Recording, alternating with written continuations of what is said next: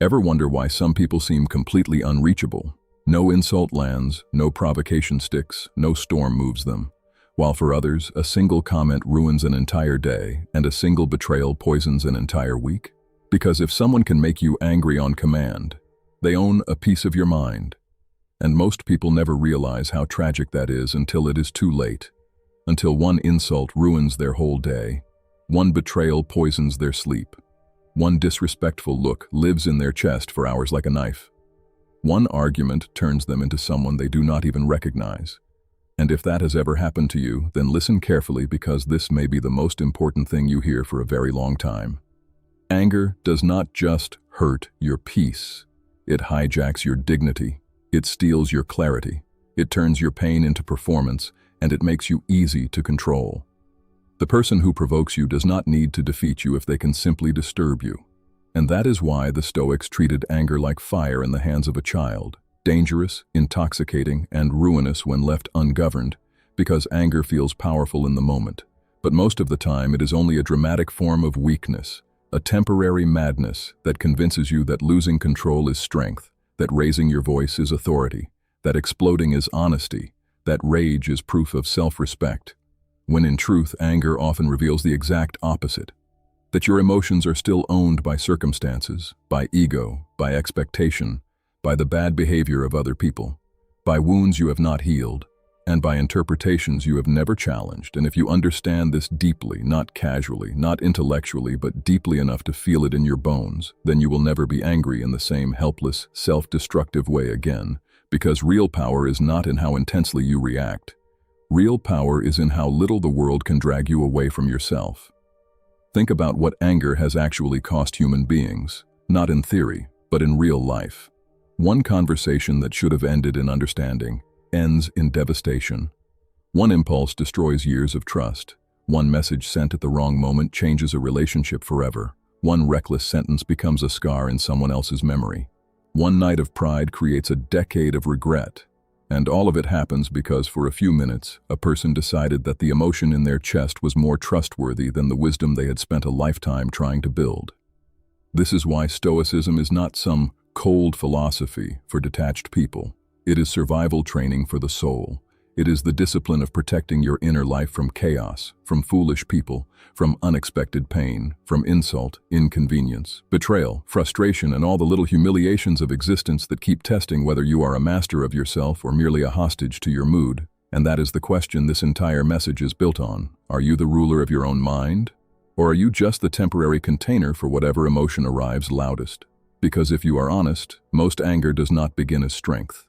It begins as a refusal to accept what has already happened, a refusal to let reality be real, a refusal to tolerate that people are imperfect, selfish, confused, clumsy, disrespectful, inattentive, unfair, and often deeply disappointing. Anger rises when life refuses to follow your private script, when someone speaks to you in a tone you believe you did not deserve, when traffic delays you, when a partner misunderstands you, when a colleague undermines you, when a stranger offends you, when the world does not reflect the dignity you believe you carry inside, and because you think the event should not be happening, you begin fighting reality itself, and that is where the suffering multiplies. Because now you are not just dealing with what happened, you are dealing with your emotional rebellion against the fact that it happened at all. The Stoics saw this clearly.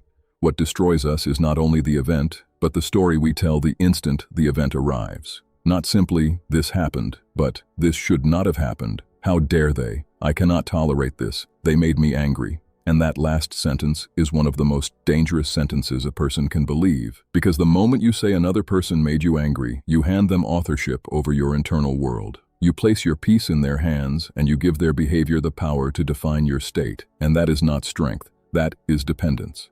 It is emotional slavery dressed up as honesty. And yet millions live this way every day. They are pushed and pulled by strangers, colleagues, family members, lovers, screens, headlines, delays, traffic, noise, and every minor irritation becomes an emotional referendum on whether the day is ruined or not. And because they never question this pattern, they grow older but not freer, louder but not stronger, more reactive but not wiser. Marcus Aurelius understood that if you want peace, you must stop being shocked by humanity, because surprise fuels anger, entitlement fuels anger, Unrealistic expectations fuel anger.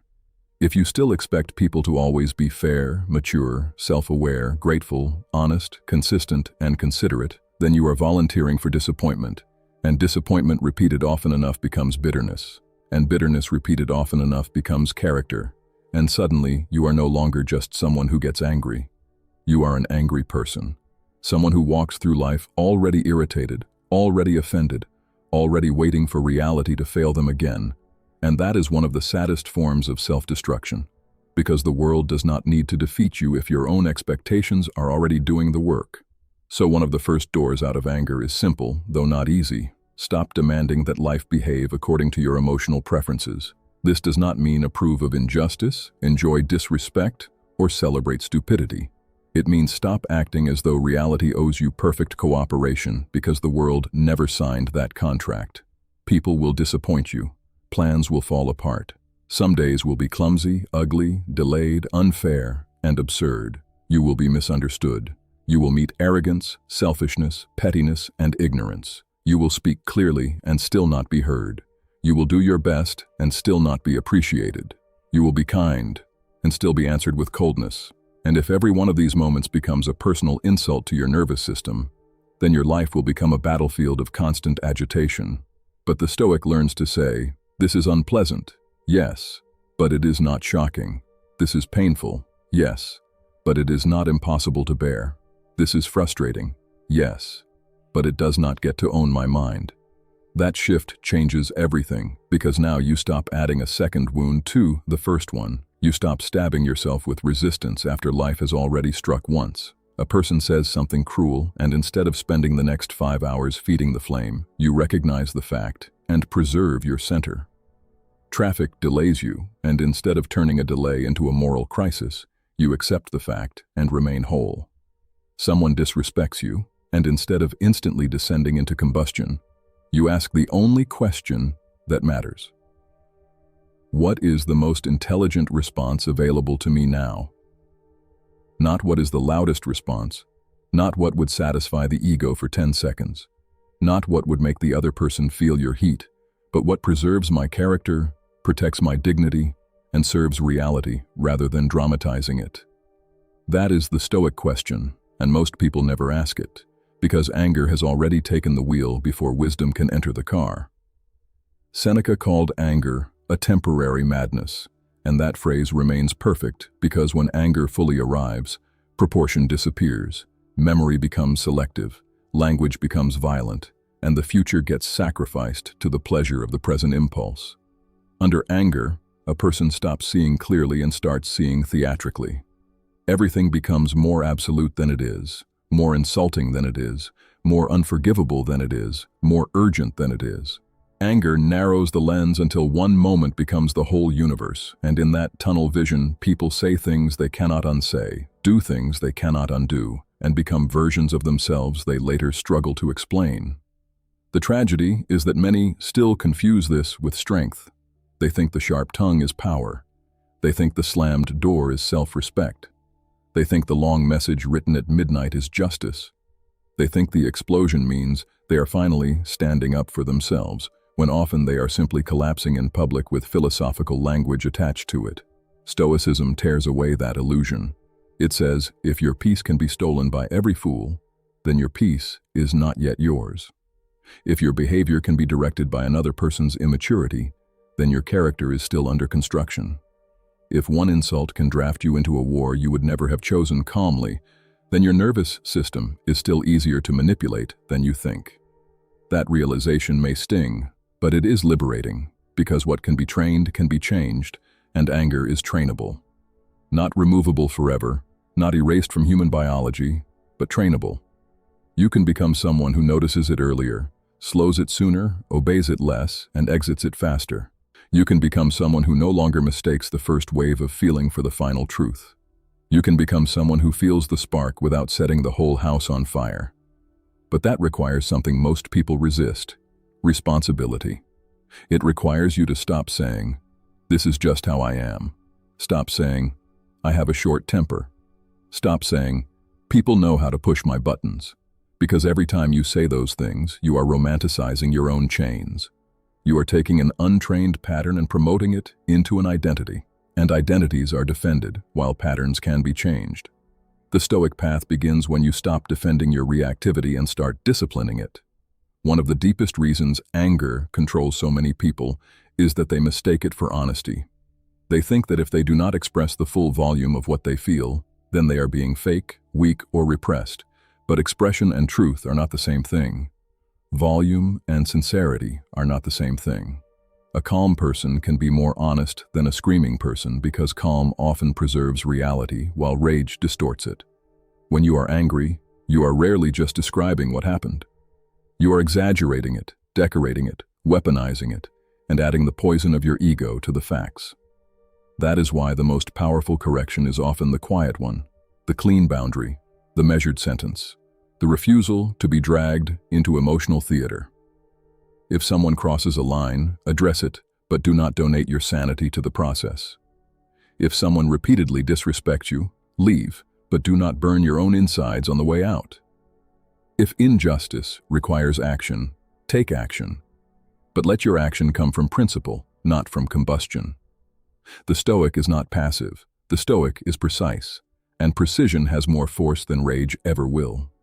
Another truth many people do not want to hear is that anger is often a mask for hurt, shame, fear, helplessness, grief, wounded pride, insecurity, or the unbearable feeling of not being in control. Anger feels stronger than these emotions, so the ego prefers it. It would rather say, "I am furious," than confess, "I feel small, I feel rejected, I feel humiliated, I feel unseen, I feel powerless," because rage gives the illusion of command even when command has been lost. But if you want freedom, you must become honest enough to ask what anger is protecting. What exactly was threatened? Your dignity? Your image? Your sense of control? Your expectation of fairness? Your old wound? Your fear of not mattering? The moment you identify the deeper pain, anger begins to lose some of its magic, because now you are dealing with truth instead of performance. A person who understands what lies beneath their anger is infinitely more dangerous than a person who merely vents it, because self-knowledge weakens compulsion, and compulsion is what makes anger feel like fate. There is also a perspective shift that can save you from countless, unnecessary battles. Most things are smaller than they feel in the moment. Anger shrinks your vision, makes one offense feel cosmic, one inconvenience feel insulting, one disagreement feel permanent. But if you step back, if you widen the lens the way Marcus Aurelius did, if you remember time, mortality, scale, and the absurd brevity of our lives, then much of what currently inflames you begins to look almost embarrassing in its smallness. The rude comment, the late reply, the stranger's mood, the delay, the misunderstanding, the bruised ego, how much of it will matter in a week, in a year, at the edge of death? Very little. That perspective is not meant to make you numb. It is meant to restore proportion. Not everything deserves your emotional expenditure. Not every offense deserves a response. Not every irritation deserves a courtroom. Some things deserve correction, yes, but many deserve indifference, and maturity is often nothing more than learning the difference. Imagine how much life could return to you if you stopped treating every disturbance as spiritually significant. Imagine how much energy you would recover if you stopped letting foolish people occupy the cathedral of your mind. Another reason anger survives is that it can be addictive. It gives a strange energy, a righteousness, a feeling of being morally awake and vividly alive. For some people, anger becomes identity. They need an enemy, a grievance, a fresh outrage to keep the machinery of self-importance running. Peace feels too quiet for them. Calm feels too empty. If there is no offense to rehearse, they do not know who they are. But this addiction to disturbance is spiritual poverty. It turns your soul into a stage where conflict must always be performing. Stoicism calls you out of that addiction, not by telling you to become cold, but by asking a brutal question. What has your anger actually built? Has it made you wiser, more effective, more respected, more free? Or has it mostly cost you sleep, concentration, tenderness, health, timing, and dignity? How many nights have been lost to replaying a conversation? How many mornings were poisoned by something trivial from the day before? How many memories are still alive in you, not because they continue to matter, but because you continue to feed them? Some of the people you are angry at are no longer in your life, and yet they still live inside your nervous system because you keep giving them fresh residence with repeated thought. That is one of the cruelest forms of self-imprisonment. The event ended, but you kept resurrecting it. The insult was spoken once, but you repeated it 1,000 times in your own head. The betrayal happened in the past, but your identity built a shrine around it and called the shrine vigilance. Stoicism asks you to stop worshiping the wound. Remember it if you must, learn from it absolutely, protect yourself intelligently, but do not keep kneeling before it in anger, because whatever you revisit obsessively begins to shape the structure of your inner world. Repeated anger becomes a climate, and then even when nothing is wrong, you still feel ready for war. One of the simplest and most powerful techniques against anger is delay. Delay the message. Delay the decision. Delay the reply. Delay the interpretation. Delay the sentence that is burning in your throat. Because anger loves speed. It wants your mouth to move before your mind has returned. It wants your fingers to send before your values arrive. It wants the heat of the moment to become the law of the moment. But if you create even a small gap, 10 breaths, 1 glass of water, 1 walk, 1 hour, 1 night of sleep, then something incredible happens. Perspective re-enters. The nervous system stops acting like every threat is immediate. Language softens. Thought regains depth. And you realize that what felt absolutely necessary a few minutes ago would have been absolutely destructive had you obeyed it. Delay is not avoidance. Delay is the space in which wisdom has time to wake up. And during that delay, your task is not suppression, but observation. Watch what anger does in your body. The tightening jaw, the narrowed eyes, the hot chest, the shallow breath, the rigid shoulders, the urge to speak faster and harsher. Anger is physical before it is philosophical. If you slow the body, you can often slow the story. Relax the hands, drop the shoulders, breathe lower, walk slower, speak quieter. Do not let your body become an amplifier for the narrative in your head. Composure is not just an idea, it is a posture. Another Stoic discipline is to translate anger into information rather than command. Instead of saying, "I am angry, therefore I must act," say, "Anger is here. What is it trying to show me?" Perhaps a boundary was crossed. Perhaps you are exhausted and therefore less resilient. Perhaps an old wound was touched. Perhaps you expected maturity from someone who has not earned that expectation. Perhaps your ego was bruised. Perhaps you are carrying stress from elsewhere and attaching it to the nearest target. Anger is often inaccurate about its source. If you do not examine it, you will punish the wrong person for the wrong reason. Curiosity can interrupt destruction. A disciplined mind becomes curious before it becomes expressive. This does not weaken you, it refines you, and refinement is what makes people hard to destabilize. The goal, then, is not to become a person who never feels anger. That is fantasy.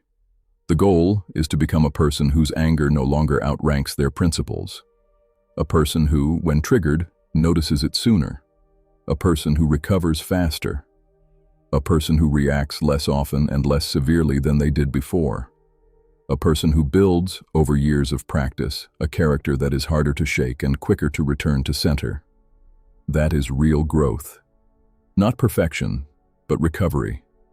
Not feeling the storm, but refusing to become the storm. The strongest person in the room is not the one who can dominate others with intensity. It is the one who cannot be cheaply provoked. The one who sees clearly when everyone else is performing emotion. The one who does not surrender to every passing disturbance. The one who can look at an insult and ask, "Is this worth my soul?" The one who can face difficulty without turning pain into chaos. The one who can be firm without becoming vicious, silent without becoming weak, and decisive without becoming cruel. That is power. That is mastery. That is Stoicism in living form. So the next time anger rises, and it will rise, do not greet it like an old king returning to the throne. Greet it like a test of your training, a test of your perception, a test of whether you still belong to your highest self or to your oldest habit. Ask yourself, what story am I telling? What expectation is being violated? What part of me feels threatened? Is this truly worth the cost of my peace? What response would make me respect myself tomorrow? These questions are not small. They are the difference between slavery and sovereignty. They are the difference between living at the mercy of every provocation and living from a center no cheap offense can easily reach. And, if you practice this long enough, something almost miraculous begins to happen. The things that once ignited, you lose their power. The delay no longer feels unbearable. The insult no longer enters so deeply. The difficult person no longer drafts you into imitation. The inconvenience no longer ruins the entire day. Your inner life becomes less crowded, less noisy, less available to chaos. You still feel, you still care, you still act, but you are no longer dragged, you are no longer ruled, you are no longer easy to steal from. And that is what this title really means. Not that you will literally never feel anger again, but that after truly hearing this, after truly practicing this, you will never again be angry in that old, unconscious, humiliating, self-betraying way. You will feel the fire, yes, but you will know it is not the truth. You will feel the heat, but you will not mistake it for wisdom. You will feel the surge, but you will no longer kneel before it, because now you know something most people never learn. Anger is not power. Mastery is power. Restraint is power. Clarity is power. The ability to remain yourself in a world that keeps inviting you to become less than yourself, that is power. So protect your mind like something sacred. Guard your peace like something expensive. Do not hand your nervous system to strangers, fools, headlines, traffic, or immature people who have not earned 1 second of residence in your soul. Your life is too short for that. Your character is too valuable for that. Your future is too important for that. Let lesser people be loud. Let lesser people be dragged by impulse. Let lesser people spend their days feeding every irritation until it becomes identity. You have a better path. A cleaner path. A harder path, yes, but a freer one. The path where emotion is acknowledged but not obeyed, where pain is felt but not dramatized, where injustice is confronted without self-poisoning, where dignity is preserved even under pressure, and where no one gets the cheap satisfaction of seeing you abandon yourself. When you reach that place, you do not become cold. You become formidable. You become calm in a way that unsettles chaos. You become disciplined in a way that starves manipulation. You become grounded in a way that makes provocation useless. And once that happens, once you have tasted what it means to keep your mind under your own authority, even when life is difficult, even when people are disappointing, even when the day is heavy and the world is unreasonable, you will never want to return to the old way. The old way was fire without direction. This new way is fire under command. The old way was emotional theater. This new way is an internal rule. The old way was being owned by every disturbance. This new way is remembering, again and again, that your greatest battle is not against difficult people, but against the part of you that still wants to give them the keys to your mind. Win that battle, and anger loses its throne. Win that battle, and peace stops being a fantasy. Win that battle, and you do not just look stronger, you become untouchable in the one place that matters most, within.